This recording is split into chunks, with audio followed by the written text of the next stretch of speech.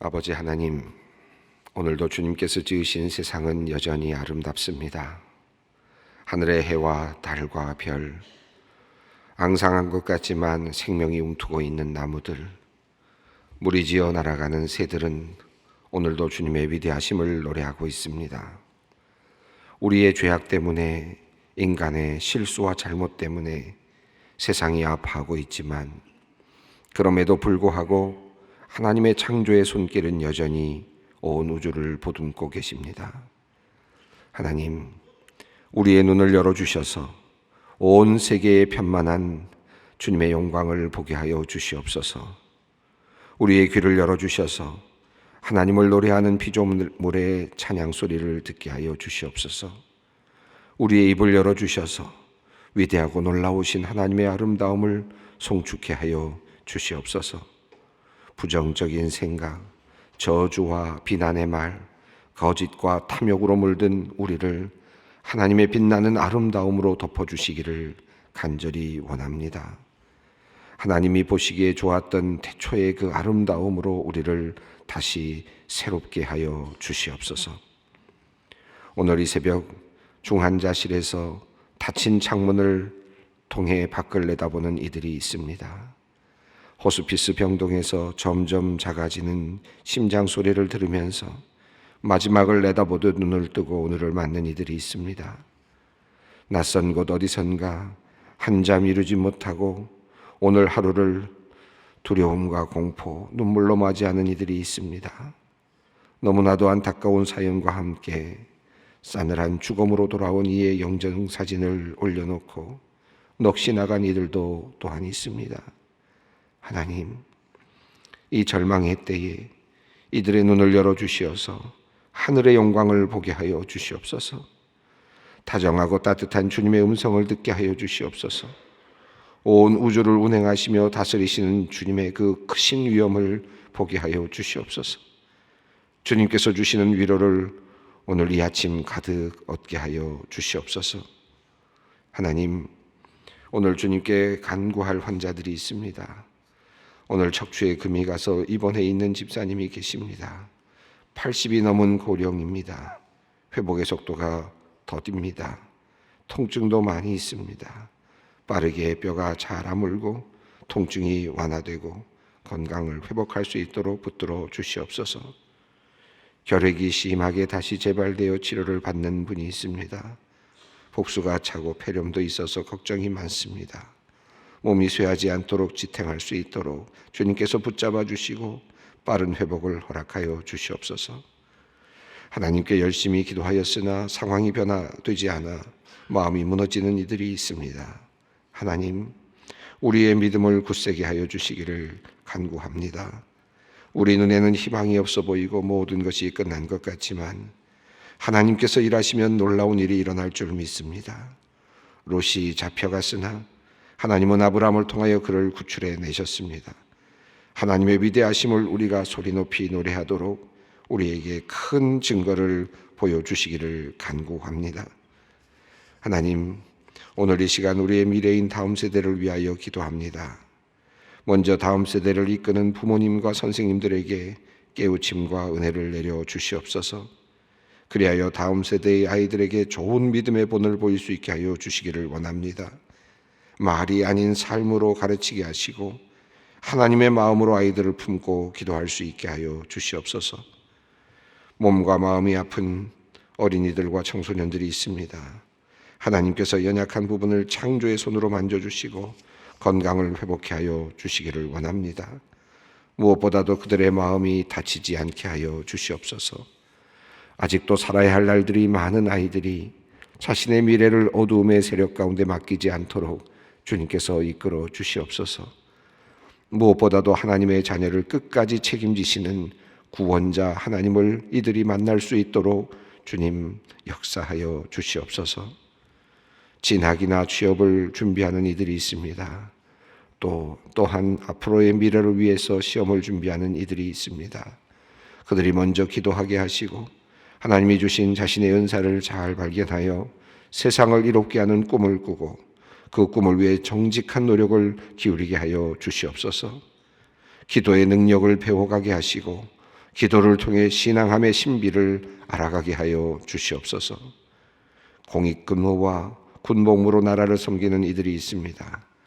이들이 지금 시간을 그 인생과 청춘의 낭비라고 생각하지 않게 하시고 하나님 나라를 위한 용사로서 세상에서 값진 일을 감당할 미래의 일꾼으로서 준비되는 시간으로 여기며 힘든 시간을 지혜롭게 이겨나가게 하여 주시옵소서. 인생의 반려자를 간절히 찾고 있는 이들이 있습니다. 내게 가장 좋은 것을 주실 하나님을 신뢰하며 미리 감사하게 하시고 돕는 배필의 역할을 잘 감당할 수 있도록 자신이 먼저 기도와 말씀으로 준비하게 하여 주시옵소서. 직장이나 학업으로 지방이나 해외에 머물고 있는 이들이 있습니다. 어떤 상황에서도 하나님과의 교제의 끈을 놓지 않도록 붙들어 주시옵소서. 믿음의 공동체를 만나게 하여 주셔서 그들의 믿음이 식지 않게 하여 주시옵소서. 하나님, 코로나19 확진 환자가 갑자기 늘어나 모든 국민들이 두려움 속에 있습니다. 오늘 더 많은 환자가 나오지 않기를 원합니다. 서로 배려하는 마음으로 절제하는 생활을 통해 어려운 시간을 잘 이겨내게 하여 주시옵소서. 중국 우한에서 절망 가운데서 있는 백성들을 주님께서 긍휼히 여겨 주시옵소서. 이 질병을 속히 거두어 주시기를 간절히 간구합니다. 바람만 불어도 날아갈 것 같은 우리 인간들입니다. 주님께서 우리를 불쌍히 여기시고 이 땅을 고쳐 주시옵소서. 이제 주님의 생명 되시는 말씀 앞으로 나아갑니다. 하나님의 말씀이 오늘도 우리의 등불이 되고 어둠 속에 빛이 되실 줄로 믿습니다. 성령께서 함께하여 주시옵소서. 우리 주 예수 그리스도의 이름으로 기도 올리옵나이다. 아멘. 오늘 우리에게 주시는 말씀입니다. 창세기 14장 17절로부터 24절 말씀 함께 우리 봉독하도록 하겠습니다. 아브라함이 그돌라오멜과 그와 함께한 왕들을 쳐부수고 돌아올 때에 소돔 왕이 사회 골짜기 곧 왕의 골짜기로 나와 그를 영접하였고 살렘 왕 멜기세덱이 떡과 포도주를 가지고 나왔으니 그는 지극히 높으신 하나님의 제사장이었더라. 그가 아브라함에게 축복하여 이르되 천지의 주제이시오 지극히 높으신 하나님이여 아브라함에게 복을 주옵소서. 너희 대적을 내 손에 붙이신 지극히 높으신 하나님을 찬송할지로다 하매 아브라함이 그 얻은 것에서 10분의 1을 멜기세덱에게 주었더라. 소돔 왕이 아브라함에게 이르되 사람은 내게 보내고 물품은 내가 가지라. 아브라함이 소돔 왕에게 이르되 천지의 주제이시오 지극히 높으신 하나님 여호와께 내가 손을 들어 맹세하노니 내 말이 내가 아브라함으로 치부하게 하였다 할까 하여 내게 속한 것은 실 한 노락이나 들물끈 한 가닥도 내가 가지지 아니하리라. 오직 젊은이들이 먹은 것과 나와 동행한 아넬과 에스골과 마므레의 분깃을 제할지니 그들이 그 분깃을 가질지니라. 아멘. 오늘 본문 말씀은 아브라함이 소돔을 치고 갔던 그 네 왕들을 쫓아가서 그들을 부수고 또 쳐부수고 또 재산을 다시 찾아서 돌아오는 그런 장면에 이제 돌아온 장면, 귀환의 그 장면입니다.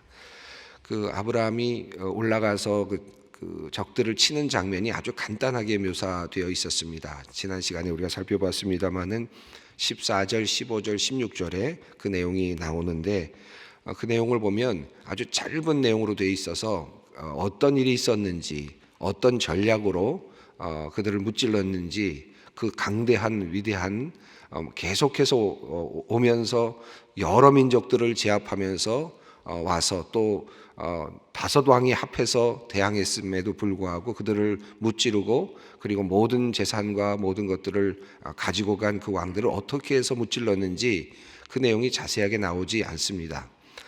그러나 14절, 15절, 16절을 보면 그 내용 중에서 딱 두 가지만 소개가 되고 있는데 우선 밤에 갔다는 얘기가 나오고 318명을 데리고 갔다 하는 내용이 나오고 그 다음에 또 재미있는 것은 14절을 보면 단까지 쫓아가서 그들을 쳐부쉈다라는 말씀이 나오고 그리고 또다시 15절을 보면 다메섹 왼편 호바까지 쫓아갔다. 그래서 그곳에서 빼앗겼던 물건들과 재산들과 롯과 재물들, 부녀자들, 친척들을 다 찾아왔다 하는 그런 내용이 나옵니다. 그러니까 한 번의 전투만 있었던 것이 아니고 적어도 2번 이상의 전투가 있었다 하는 것을 알 수 있고요. 그리고 또 용사들이 가서 나름의 전략을 가지고 밤에 했다 하는 말을 보면 나름의 전략을 가지고 전쟁을 수행했다 하는 사실을 알 수 있습니다. 자, 이렇게 그 전쟁을 수행하고 돌아오는 장면이 오늘 본문 말씀입니다. 17절부터 24절까지 말씀인데, 이 말씀은 돌아오면서 환영을 받는 귀환의 모습인데, 여기에는 2 왕의 이야기가 나오고 있습니다. 서로 다른 비교가 되는 2 왕의 이야기가 오늘 본문에 소개되고 있습니다. 17절을 읽어보겠습니다. 아브람이 그돌라오멜과 그와 함께한 왕들을 쳐부수고 돌아올 때에 소돔 왕이 사회 골짜기 곧 왕의 골짜기로 나와 그를 영접하였고, 아마도 소돔 왕이 그 5 왕들의 연합에 어떻게 보면 우두머리가 아니었을까, 전체적으로 관장했던 그런 왕이 아니었을까, 그렇게 추측해 볼 수 있습니다. 앞서 있는 내용들도 보면 4 왕이 통치했다 하는 말씀이 나오지만 그 연합군의 대장은 이제 그돌라오멜로 대표되고 있기 때문입니다. 그런 의미에서 보면 이제 그 소돔 왕이 전체적으로 그 자기들의 그 반역했던 연합군 5 왕들의 연합군에 어떻게 보면 그 우두머리였다, 이렇게 볼 수 있겠습니다. 그런데 아브라함이 돌아올 때 그 그돌라오멜과 그와 함께한 왕들을 쳐부수고 돌아올 때에 소돔 왕이 사회 골짜기, 왕의 골짜기라고 불리우는 사회 골짜기, 사회 골짜기라는 뜻이 왕의 골짜기라는 그런 의미입니다. 그러니까 곧 왕의 골짜기로 나와 그를 영접하였다 하고 되어 있습니다. 그도 그렇겠죠.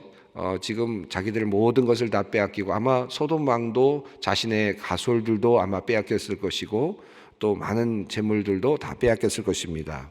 아마 체면도 말이 아니었을 것이고, 그리고 굉장한 어떤 그 충격이 있었을 것 같은데, 이제 아브라함이 승리를 하고 돌아온다고 하는 소식을 듣고는 그냥 왕궁에 있거나 어떤 자기 집에 있는 것이 아니라 그를 맞이하려고 사회 골짜기까지 나가고 있는 것을 볼 수 있습니다.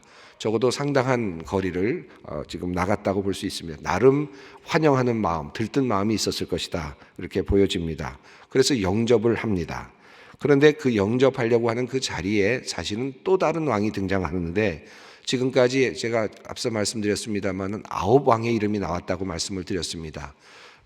통치하고 있었던 4 왕이 있었고, 그리고 그들을 대치해서 반역했던 5 왕의 이름이 나왔죠.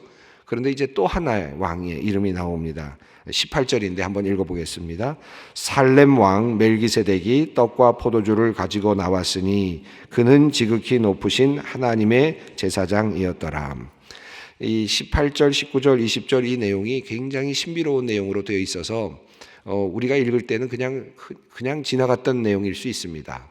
그런데 이 말씀을 나중에 시편 110편에서 또 인용이 되면서 해석이 되고 있고, 히브리서 5장부터 6장, 7장에 걸쳐서 또 신약에서 또다시 멜기세덱에 대한 이야기가 또다시 해석이 되고 있습니다.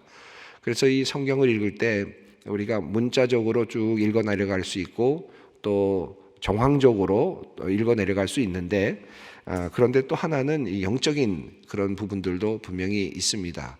그렇다고 성경을 해석하는 것을 너무 두려워할 필요는 없는 것이, 항상 이런 말씀 이렇게 우리가 다 이렇게 봐야 되는 것이 아니라 꼭 보아야 될 이 영적인 부분들은 이미 신약에서 다시 재해석을 했거나 또 영적인 의미에서 성경 안에서 또다시 재해석을 해 주었습니다. 그러니까 우리가 따로 만들어서 새롭게 뭔가를 해석해야 될 필요는 없습니다. 성경 안에 온전하게 그 해석들이 또 들어있다는 말씀이죠.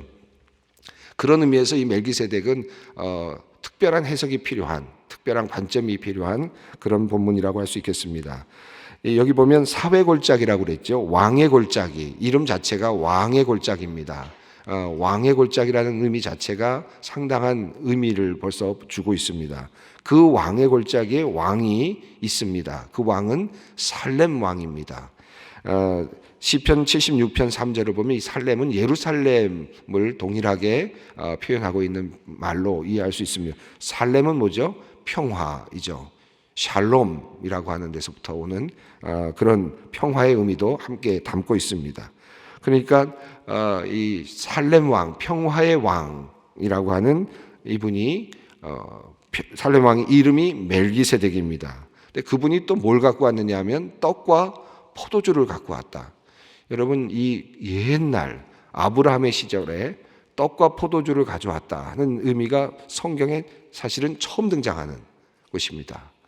우리가 나중에 신약에 들어가서 예수님의 이야기 속에서 마지막 부분에서 알게 되는 것이 뭡니까? 예수님께서 자신의 몸과 피를 주시면서 이것은 내 몸이다, 이것은 내 피다라고 말씀하시면서 떡과 포도주를 주셨단 말이죠. 그 떡과 포도주의 그 이미지가 처음 등장하는 것이 이 살렘 왕 이야기입니다. 그래서 굉장히 영적인 의미가 있습니다. 히브리서는 이 살렘 왕 멜기세덱을 무엇으로 보았습니까? 예수 그리스도, 참된 제사장의 반차로 보았습니다. 히브리서 우리가 공부했습니다만 히브리서 5장에서 하나님 예수님께서 그 멜기세덱의 반차를 따르는 제사장이시다라고 말을 했습니다. 이 멜기세덱은 오늘 본문에 나오는 것처럼 어떤 처음도 없습니다. 어디서 왔는지도 없고요. 멜기세덱은 족보도 없습니다. 또 그리고 나서 그 이후에 어떻게 살았는지도 없습니다. 잠깐 왕의 골짜기에 살렘 왕으로 나타나서 귀환하고 있는 아브라함에게 떡과 포도주를 주면서 그리고 하나님을 칭송하는, 하나님을 찬송하는 내용이 들어있고 아브라함에게 복을 주는 내용이 들어있습니다. 신비스러운 것이죠. 아브라함에게 복을 주었고 아브라함이 10의 1조를 바쳤고 그에게, 그리고 하나님에 대한 고백을 하고 있고 이런 떡과 포도주를 주었다 하는 이런 내용들이 멜기세덱 이야기의 짧은 이야기 속에 들어있습니다. 이제 먼 훗날 우리가 신약 성경으로 넘어가서 예수 그리스도의 사건을 반추하고 그리고 초대교회로 넘어오면서 이 멜기세덱의 이야기는 매우 중요한 의미가 있습니다. 예수님께서 멜기세덱의 반차를 따라서 제사장이 되셨다라고 하는 매우 중요한 의미를, 신학적 의미를 찾아내는 굉장히 중요한 본문이 됩니다. 왜 그런 일이 있었느냐 하면 이 부분을 다 이미 설명을 드렸습니다만은 히브리서를 통해서 이 히브리서에서 제사장의 반차는 누구였습니까? 레위인들이거든요. 그죠? 레위인들이죠. 예수님은 누구의 자손입니까? 누구의 자손입니까? 유다 족속으로 내려옵니다. 유다 족속으로 내려와서 다윗의 자손이지만 유다 족속입니다. 제사장의 어떤 반차가 아닙니다. 그런데 예수님께서 대제사장의 역할을 하신다. 그럼 도대체 이 대제사장의 역할은 어떻게 해서 이루어지느냐 하는 것 때문에 멜기세덱의 반차라고 하는 그런 히브리서가 그 말씀을 하고 있죠. 예수님은 유다보다도, 유다는 아브라함의 자손 아닙니까? 아브라함 다음에 이삭 다음에 야곱 다음에 유다거든요.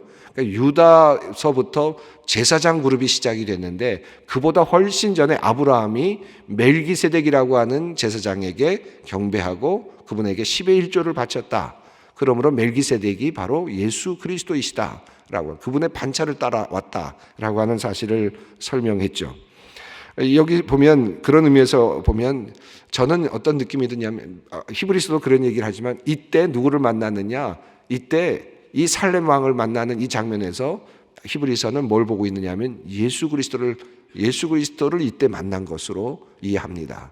그러니까 아브라함이 예수 그리스도를 이때 만나면서 이곳에서 그 경배하는 내용으로 그렇게 이해를 하는 거죠. 그래서 예수님의 어떤 그 그림자가 살렘 왕 멜기세덱의 모습에서 나타납니다. 그는 지극히 높으신 하나님의 제사장이었다. 아주 신비스럽게 표현이 되어 있습니다. 자, 19절을 읽어보겠습니다. 그가 아브라함에게 축복하여 이르되 천지의 주제이시요 지극히 높으신 하나님이요 아브라함에게 복을 주옵소서. 아브라함에게 복을 내리고 있습니다. 제사장으로서 복을 내리고 있는 첫 번째 장면입니다. 이것도 성경에서 첫 번째 장면입니다. 여러분, 지금까지 성경에서 복을 내려주는 내용은 어디에 있었습니까? 누가 했습니까? 다 아버지가 했습니다. 하나님께서 아담에게, 하와에게 복을 주셨고 그 다음에는 그 아버지가 아들에게 이렇게 복을 내렸습니다. 복을 내리고 있는데 이제 여기서 처음으로 제사장으로서의 복을 비르는 장면이 나타납니다. 그런 의미에서 이 멜기세덱의 이야기가 굉장히 중요하다는 것이죠. 자, 그래서 아브라함이 이제 제사장으로부터 지금 복을 지금 받고 있습니다. 그러면서 천지의 주제이시여 지극히 높으신 하나님이여 라고 하면서 하나님에 대한 온전한 고백을 하고 있습니다. 이것을 바로 받아서 나중에 이제 22절에서 아브라함이 그대로 그 말씀을 반복하는 것을 볼 수 있습니다. 좀 이따 다시 읽어보겠습니다. 그리고 나서 아브라함은 그분을 알아봤습니다. 그래서 20절을 읽어봅니다. 너희 대적을 내 손에 붙이신 지극히 높으신 하나님을 찬송할지로다 하매 아브라함이 그 얻은 것에서 10분의 1을 멜기세덱에게 주었더라. 여기 보면 19절과 20절을 보면 중재자다운 멜기세덱의 모습을 볼 수 있습니다. 하나는 하나님을 찬양하고요. 그 다음에 두 번째는 아브라함에게 찬양하라고 권면합니다. 양쪽을 다 이야기하고 있죠. 하나님을 향해서는 하나님을 찬송합니다 라고 말하면서 동시에 아브라함에게는 너희가 하나님을 찬송해야 된다라고 하는 권면을 하고 있습니다. 너희 대적을 내 손에 붙이신 지극히 높으신 하나님을 찬송할지로다. 이 말씀이 굉장히 의미가 있습니다. 왜냐하면 앞에서 제가 말씀드렸습니다마는 지금 계속해서 민족들을 쳐부수고 다가왔던 네 왕이었습니다. 아주 그들의 어떤 그 진노가 맹렬했고, 그리고 그들의 그 어떤 화력이라든가 그들의 능력이 아마도 대단했다고 보여지는 내용이 앞서 있었죠. 어떤 족속을 무찌르고 또 어떤 족속을 무찌르고 계속 무찌르면서 왔지 않습니까? 그리고 다섯 왕의 연합군도 무찌르고 올라갔습니다. 그런데 고작 318명 정도의 사람으로, 그리고 그저 몇 사람 동역해 주는 사람들만 가지고 쳐 올라가서 그 군대를 무찌르고 돌아왔다. 어떻게 그렇게 됐을까? 이 전략이나 어떤 내용이 하나도 없습니다. 그러나 분명한 것은 그것이 누구로부터 왔다 하는 말씀입니까? 이 사실을 알려주고 있습니다. 너희 대적을 내 손에 붙이신 지극히 높으신 하나님. 아브라함이 한 것이 아니라 누가 하신 것입니까? 하나님께서 하신 것입니다. 그 사실을 분명하게 짚어주고 있습니다. 이 대제사장 멜기세덱이 지금 이 사실을 분명하게 짚어주고 있습니다. 그러니까 지극히 높으신 하나님, 너희 대적을 내 손에 붙이신 하나님께 찬송을 드려라 라고 하는 이야기와 더불어서 아브라함이 그 자체를 인정한 것입니다. 하나님으로부터 왔다. 이것은 하나님으로부터 온 것이지 내가 능력이 있어서 한 것이 아니다 라는 사실을 인정한 것입니다. 그리고 믿음으로 고백한 것입니다. 그 믿음의 고백이 무엇입니까? 10의 1을 바친 겁니다. 10의 1을. 10의 1조의 이야기가 처음 등장하는 것이 또 이곳입니다. 멜기세덱의 이야기는 참 그런 의미에서 모든 면에서 최초이고 동시에 또 처음도 없고 마지막도 없는 같은 아주 신비스러운 그런 내용으로 되어 있습니다. 이 아브라함이 10의 1조를 바쳤다는 의미가 히브리서에서도 나오지만은 그것은 아브라함보다 높다는 의미라는 것이고 그 자체를 인정했다는 것이고 하나님께 대한 감사를 드릴 때 어떻게 할 것인가 하는 것에 대한 첫 번째 예라고 할 수 있겠습니다. 하나님께서 일을 하셨습니다. 하나님께서 우리를 돌아보셨습니다. 하나님께서 대적들을 나의 손에 맡기셨습니다. 이것을 알고 고백하는 사람이 아브라함이었고 그는 10의 1을 하나님께 바쳤습니다. 이것이 신앙의 모습입니다. 18절, 19절, 20절은 그것을 우리에게 알려주고 있습니다. 자, 그런데 21절부터 이후의 내용은 또 다른 왕에 대한 이야기가 나오고 있습니다. 21절, 21절 읽어보겠습니다. 소돔 왕이 아브라함에게 이르되 사람은 내게 보내고 물품은 내가 가지라. 자, 소돔 왕은 어떻게 이야기를 하느냐 하면요. 소돔 왕은 이제 인간적인 관점에서 접근합니다. 두 왕이인데 하나는 살렘 왕인데 살렘 왕은 하나님으로부터 왔다 하는 사실을 알려주고 있는데 이 소돔 왕은 네가 했구나. 네가 능력이 대단하구나. 그래, 관례대로 내가 너를 인정한다. 그러니까 네가 얻은 모든 재물들은 네가 갖는 것이 마땅하고 그러나 사람들은 나에게 돌려보내라. 그 당시에 전쟁의 하나의 룰이라고 할까요? 그 룰을 그대로 인정하는 것입니다. 그러니까 여기서는 아브라함이 했다는 사실을 인정한 것입니다. 세상적인 방식이죠. 네가 게임에서 이겼다. 네가 전쟁에서 이겼다. 그러니 네가 가질 것은 갖는 것이 마땅하다. 난 그것은 충분히 용납한다. 그것을 받아들인다. 세상의 룰을 받아들인다 하는 것입니다. 자, 22절, 23절을 읽어보겠습니다. 아브라함이 소돔 왕에게 이르되 천지의 주제이시요 지극히 높으신 하나님 여호와께 내가 손을 들어 맹세하노니 내 말이 내가 아브라함으로 치부하게 하였다 할까 하여 내게 속한 것은 실 한 오락이나 들매끈 한 가닥도 내가 가지지 아니하리라. 여기 보면 천지의 주제이시여 지극히 높으신 하나님 여호와라는 말이 앞서 멜기세덱이 했던 말을 그대로 받았습니다. 똑같은 말로 표현하면서 아브라함은 그것을 고백합니다. 그리고 나서 맹세합니다. 그분의 이름을 들고 맹세하기를 내 말이 내가 아브라함으로 치부하게 하였다 할까 해요. 이 말은 뭡니까? 이제 소돔 왕이 그 재산을 다 아브라함에게 준 다음에는 그 재산이 늘어난 것, 아브라함이 그렇게 융성해진 것은 내 재산이 글로 간 것이다. 내가 갖고 있었던 것들이 글로 간 것이다. 라고 하는 것을 그렇게 말할 것 같으니 내가 그것을 하지 않겠다는 것입니다. 실 한 오락이나 들매끈 한 가닥, 이 말은 그 당시에 근동의 하나의 속담과 같은 표현이라고 합니다.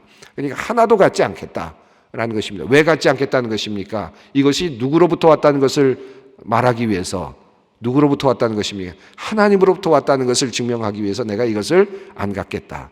아브라함이 갖는 모든 재산과 아브라함이 누리고 있는 모든 것들은 하나님으로부터 왔다는 사실을 내가 끝까지 증거하기 위해서 나는 그 안에 또 다른 잘못된 것, 잘못된 재물이라 그럴까요?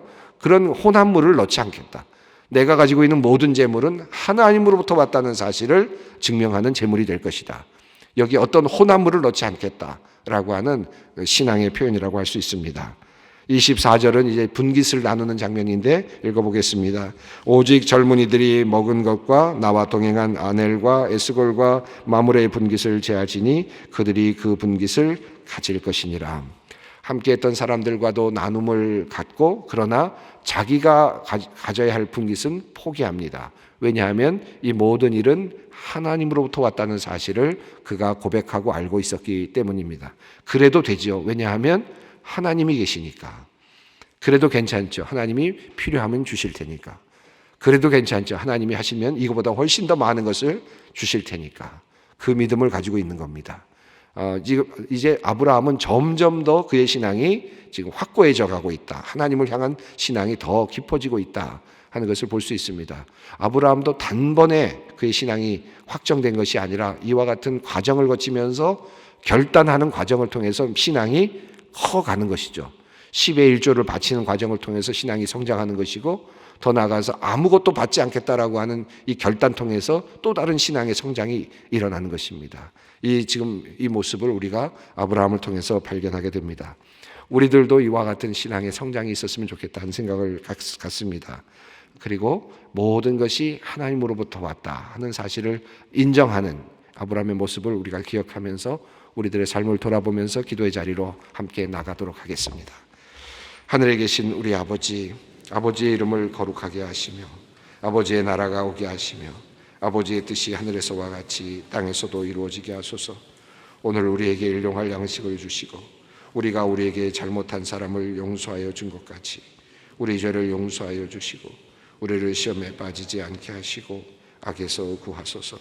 나라와 권능과 영광이 영원히 아버지의 것입니다. 아멘.